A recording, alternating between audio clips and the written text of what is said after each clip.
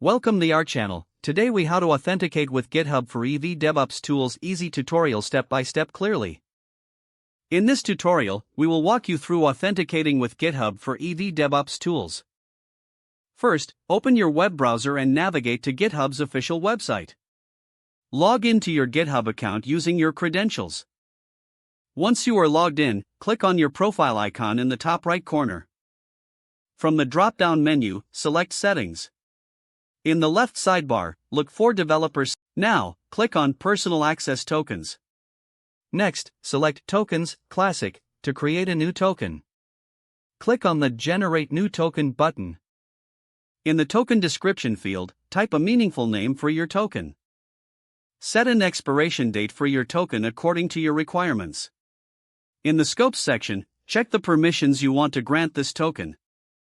Common scopes include repo for repository access and workflow for GitHub Actions.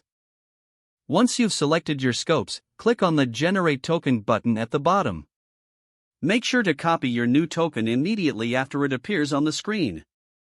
Store it safely, as you won't be able to see it again once you leave the page. Now, switch to your EV DevOps tool application.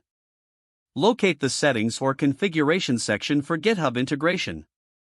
Paste your GitHub token into the required field. Save your changes and verify that the connection to GitHub is established successfully.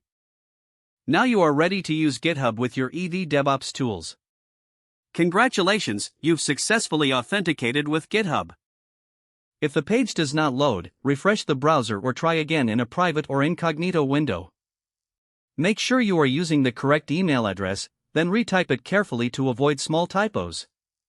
If your password is not accepted, use the reset option and create a new strong password you can remember. Check your spam folder for verification or security emails, then complete any requested confirmation steps.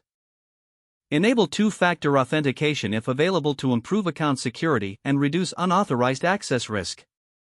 After signing in, review your profile details so your contact information and settings are accurate and current.